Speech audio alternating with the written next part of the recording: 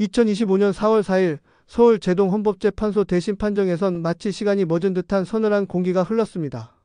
국민이 뚫어지게 지켜보는 생중계 화면 속에서 재판관들의 음성이 울려 퍼지고 윤석열 전 대통령 곁에 선 변호인단의 표정은 굳어 있었습니다. 보수 유권자 다수는 과연 법치가 무너지는 날이 올까 하는 불안과 분노를 동시에 삼키며 TV 앞에 얼어붙어 있었지요. 그런데 바로 그때 카메라가 한 변호사를 포착했습니다. 파면 선고가 채 끝나기도 전 김계리 변호사가 눈가에 묘한 미소를 띠며 목을 가볍게 끄덕이는 순간이었습니다. 흔들리는 시선, 담은 입술, 그럼에도 분명히 포착된 웃음은 파면이라는 초유의 결정을 들은 뒤 자연스레 나올 법한 충격비의 분노와는 너무나 동떨어진 표정이어서 보는 이들을 아연실색하게 만들었습니다. 대체 왜? 라는 질문이 댓글창과 보수 커뮤니티를 뒤덮었고 실시간 채팅창엔 방금 웃은 사람 누구냐, 국가적 비극 앞에서 미소라니 같은 메시지가 폭주했습니다. 진보 성향 패널들은 허탈한 실수일 뿐이라며 의미를 축소했지만 40대 이상 보수 시청자들은 헌재마저 정치화된 지금의 판국에서 의연한 미소가 가진 상징성에 주목했습니다. 혹시 헌재 결정문 사이에 숨겨진 의도, 준비된 각본, 혹은 내부 고발자가 암시하는 메시지가 있었던 건 아닐까요? 윤석열 캠프 안쪽 사정을 꿰뚫고 있을 김 변호사가 순간적으로 드러낸 감정선은 향후 정치, 지형 전체를 가늠할 리트머스지가 될지도 모릅니다. 그 미소 한 컷은 좌우 대결의 불씨를 다시 지핀 기폭제가 되었고 이제 무엇이 시작되려는가라는 섬뜩한 의혹을 낳았습니다. 좌파 진영이 승리의 환호를 준비하던 바로 그 시각 보수 국민은 이건 끝이 아니라 시작이라는 불길한 예감을 공유하며 화면 앞에 더욱 가까이 다가섰습니다. 헌법재판소가 스스로를 법 위의 법으로 굳혀버렸다는 자존 그리고 사법부를 등에 업은 권력의 일방 독주가 현실이 된 지금 김계리 변호사의 짧은 미소는 마치 전원 앞에 침묵 같았습니다. 과연 그녀는 무엇을 보았기에 어떤 계산을 했기에 대한민국이 흔들리는 바로 그 순간에 웃을 수 있었을까요? 이제부터 그날 법정 안과 밖에서 감춰졌던 결정적 장면과 배우 이야기를 하나씩 추적해보려 합니다. 4days after the seismic ruling 김계리 변호사는 보수 성향 유튜브 채널 전환길 뉴스의 붉은 로고 앞에 앉아 생방송 인터뷰를 시작했습니다. 화면 아래에는 윤파면 96시간 후그날 미소의 진실이라는 자막이 깜빡였고 40대 이상 시청자가 몰린 채팅창은 시작 전부터 왜 웃었습니까? 헌재 배우를 밝히라. 같은 요구로 폭주했습니다. 김 변호사는 먼저 차분히 물 한 모금을 들이켜더니 기다렸다는 듯 입을 열었습니다. 그 순간 헌재가 법 위에 군림하는 모습을 봤습니다. 대한민국 헌정 질서를 재판관들 마음대로 재단하는 걸 두 눈으로 확인했죠. 그러니 헛웃음이 안 나올 수 있었겠습니까? 그녀의 어조는 담담했지만 눈빛은 분명 분노와 냉소가 뒤섞여 있었습니다. 진행자인 전환길 씨가 문영배 소장이 입장할 때 이미 예감을 잡았다고 들었다라고 묻자 김 변호사는 고개를 끄덕이며 당시 법정 풍경을 세세히 묘사했습니다. 문 소장이 복도 끝에서 걸어 들어오는데 걸음걸이가 이상하리만큼 가벼웠어요. 보통 그렇게 중대한 결정을 선고할 때라면 재판관 얼굴에 긴장감이 서려 있어야 합니다. 그런데 그는 마치 이미 모든 퍼즐을 맞춰놓은 사람처럼 여유로웠습니다. 그 순간 머릿속에 빨간 불이 켜졌죠. 아, 오늘은 판결이 아니라 정치 선언이 낭독되는 날이구나. 그녀는 또렷한 목소리로 강조했습니다. 그 다음 자리로 돌아와 보니 제 왼편 윤곽근 전 대구고검장님은 입술을 깨물며 바닥만 응시했고 오른편 배보윤 변호사는 숨을 깊이 들이마시며 고개를 떨구고 있었습니다. 막내 변호사는 손가락 끝이 떨려서 메모지도 제대로 넘기지 못했죠. 모두가 절망에 빠져 있었지만 저는 오히려 이상한 평정이 밀려오더라고요. 끝날 싸움이면 차라리 냉철하게 기록이라도 남겨야 하지 않겠느냐, 그 생각이 스쳤습니다. 이어서 그녀는 그 유명한 미소의 순간을 직접 해명했습니다. 방송에 잡힌 웃음은 조소도 기쁨도 아니었습니다. 국회를 통과한 탄핵소추가 법적 논증 없이 만장일치 파면으로 기결되는 걸 보고 판결문보다도 선고 절차가 미리 짜인 시나리오 같다는 확신이 들었어요. 그걸 깨닫는 순간 기가 막혀서 웃음이 새어나왔죠. 울음은 차라리 감정이지만 그때는 감정을 넘어선 허탈이었습니다. 화면 아래 실시간 반응 그래프가 치솟으며 동접 12만 명 돌파라는 알림이 떴습니다. 특히 4050 남성 비율이 60%를 넘겼고 광고 RPM 예상치도 급등했습니다. 김 변호사는 말을 이었습니다. 더 충격적인 건 그 만장일치 구성입니다. 정영식, 조한찬, 김복형 세 분은 헌재 내부에서 비교적 보수 블록으로 분류돼 왔습니다. 그런데 이날만큼은 단 한 줄의 반대 의견도 없이 판결문에 서명했어요. 저는 그 점이야말로 헌재가 정치적 압력이나 여론전에 굴복했음을 방증한다고 봅니다. 그녀는 탁자 위에 놓인 판결문 사본을 들어 보이며 판결문 곳곳에 빨간 형광펜으로 줄을 그은 부분을 카메라에 가까이 내밀었습니다. 여기 보세요. 대통령이 비상계엄 검토를 지시하여 민주적 기본 질서를 중대하게 위협했다 이 문장 하나로 국가원수 파면을 정당화합니다.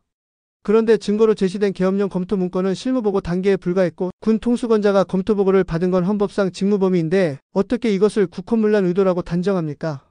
저는 재판관들 스스로가 헌법 제66조의 대통령 국가보위 의무를 묵살했다고 판단합니다. 그때 진행자 전환길 씨가 물었습니다. 헌재에 제출된 증거 중 일부가 배제됐다는 의혹도 있던데 구체적으로 어떤 자료입니까? 김 변호사는 망설임 없이 답했습니다. 대표적으로 홍장원각 증인 진술입니다.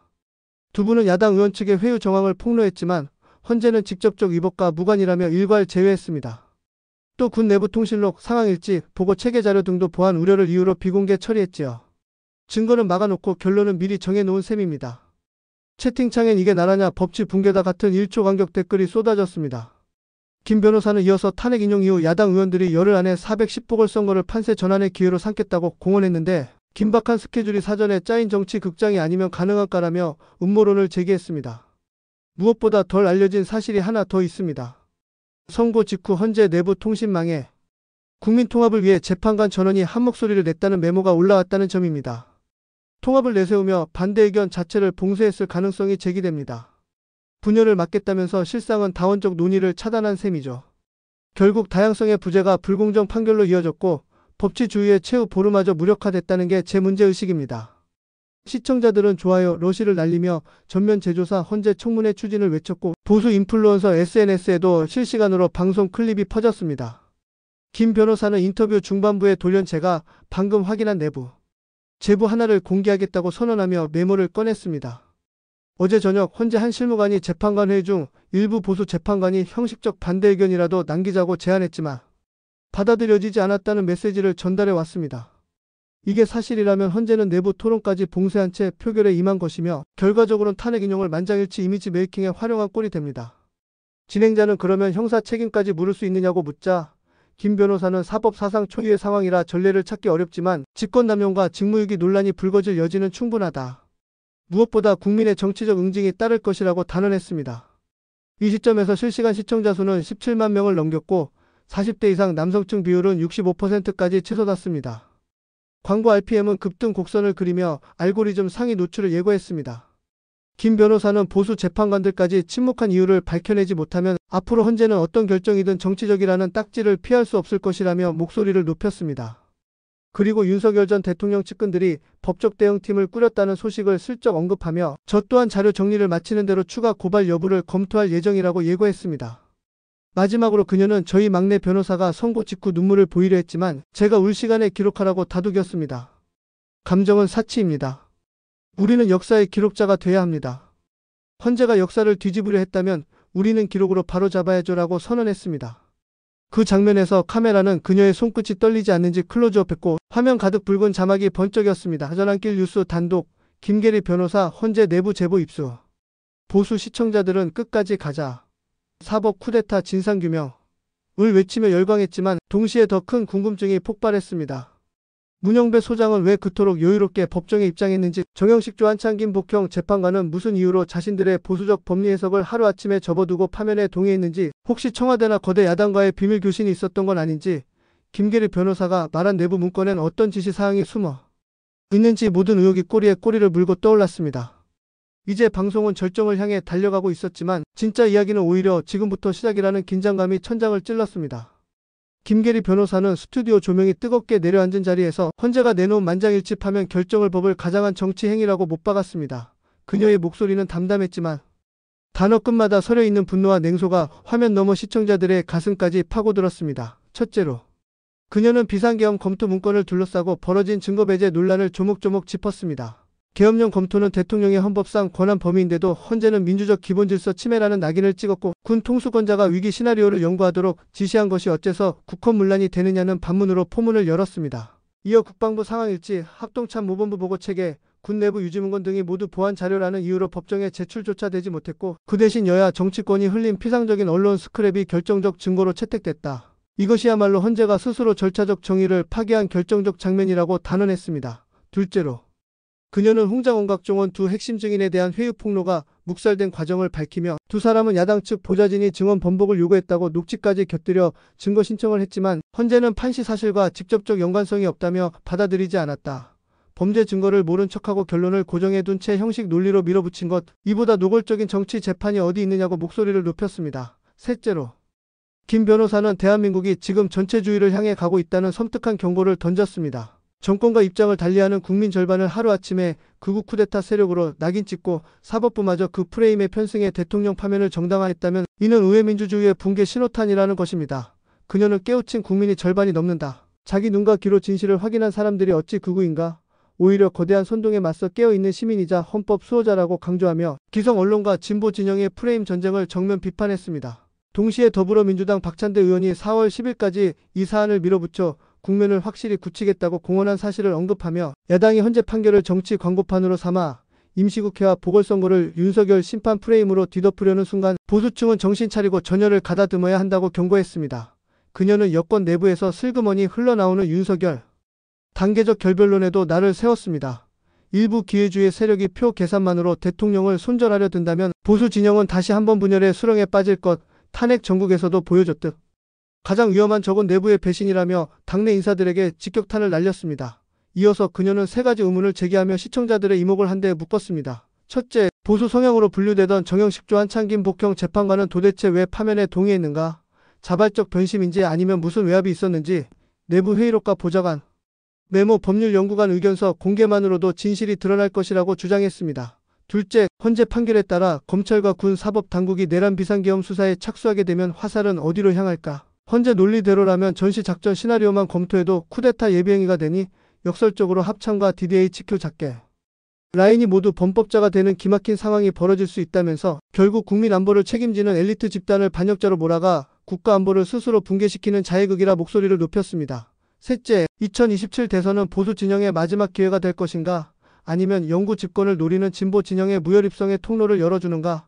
헌재 판결을 기정사실로 수용하느냐 아니면 정치법적 투쟁을 병행해 역탄핵 여론을 끌어올리느냐에 따라 운명이 갈릴 것이라고 역설했습니다. 그녀가 이 말을 꺼내자 채팅창은 보수 대통합 추진하라, 탄핵무효투쟁위원회 결성 같은 구호로 폭발했고 4050 남성 시청자의 동시 접속률이 또다시 최고치를 경신했습니다. 김 변호사는 숨을 고르며 이 세 가지 질문은 우리 세대가 반드시 해답을 찾아야 할 숙제라고 못 박았고 진행자는 그렇다면 앞으로의 단계별 대응 시나리오는 무엇이냐고 물었습니다. 하지만 김 변호사는 살짝 의미심장한 미소를 지으며 오늘 밤 이 자리에서 전부 공개하진 않겠다. 다만 헌재가 열어버린 판도라 상자를 다시 닫을 방법은 아직 남아있다. 그 열쇠가 어디 있는지 다음 회에서 구체적으로 말씀드리겠다는 한마디로 궁금증을 최고조로 끌어올렸습니다. 동시에 그녀는 손에 쥔 두툼한 서류 뭉치를 들어 보이며 여기엔 헌재 내부회의 발언 요약본, 국방부 비밀문건 인용표, 국회 법제사법위원회 검토보고 미공개 버전이 들어있다. 이 자료들이 공개되는 순간 오늘 판결의 정당성은 샌드위치처럼 납작해질 것이라고 선언했습니다.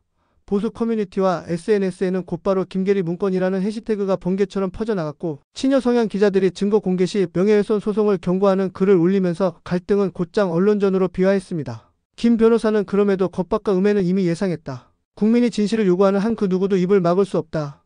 오늘 제가 던진 화두에 숨겨진 실명과 날짜, 좌표를 곧 공개할 것, 준비는 끝났다는 말로 스튜디오 공기를 얼어붙게 만들었습니다. 화면 속 진행자가 애써 미소를 유지했지만 눈빛에 드러난 긴장감은 가려지지 않았고 실시간 댓글은 정치판 뒤집을 핵폭탄 예고, 한국판 워터게이트 되나라는 자극적인 문구로 들끓었으며 알고리즘은 영상을 추천 상단에 띄워 시청시간을 폭발시켰습니다. 김 변호사는 마지막으로 법치가 무너지면 피를 흘리는 건 늘 선량한 시민이다. 그 비극을 막으려면 지금 행동해야 한다. 우리가 침묵하면 내일은 더 끔찍한 일이 일어날 것이라며 눈빛을 번뜩였고 스튜디오는 정막 속에 카메라 셔터 소리만 메아리쳤습니다. 그러나 이야기는 아직 끝나지 않았습니다. We have now reached the moment of 선택. 언두 더 질문은 당신에게 돌아갑니다. 헌법재판소의 만장일치 파면 결정. 과연 정당한 법치였습니까? 아니면 정치가 사법부를 장악한 참극이었습니까? 김계리 변호사가 그날 짓고만 씁쓸한 미소 속에는 좌절이 아니라 결연함이 담겨 있었습니다. 헌재가 헌법 위에 섰다는 참혹한 인식, 그리고 국민 절반을 극으로 몰아붙이는 전체주의가 현실이 됐다는 비상경보. 여러분은 그 경고에 공감하십니까? 지금 이 영상 아래 댓글란은 대한민국 보수 시민이 모여 헌정 파괴의 실체를 기록하는 살아있는 현장입니다. 여러분의 분노와 의문을 한 줄 한 줄 남겨주십시오. 누가 조작된 여론이라 깎아내리던 숫자는 진실을 말해줍니다.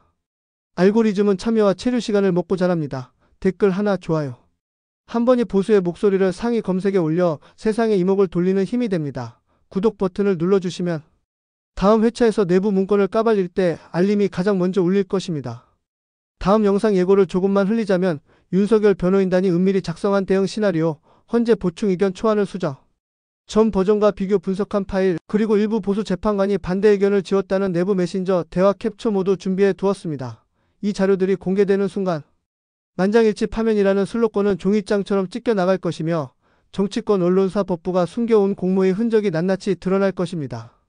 동시에 우리는 대안을 제시할 것입니다. 법치의 회복, 국군의 명예, 그리고 내년 총선 2027 대선에서 보수가 승리하기 위한 구체적 로드맵까지 제시하겠습니다. 우리 손으로 자유대한민국을 지킬 전략과 행동, 매뉴얼을 마련해 두었으니 끝까지 함께 해주시기 바랍니다. 자, 이제 마무리할 시간입니다. 하지만 이야기의 결말은 오늘로 끝나지 않습니다. 여러분 각자가 내리는 판단과 행동이야말로 진짜 엔딩 크레딧이 될 것입니다.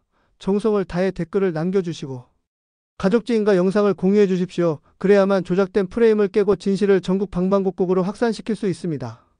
구독과 좋아요는 대한민국 자유를 지키는 힘이 됩니다. 여러분의 클릭은 헌정수호의 작은 불꽃이지만 우리가 함께 지피면 횃불이 됩니다.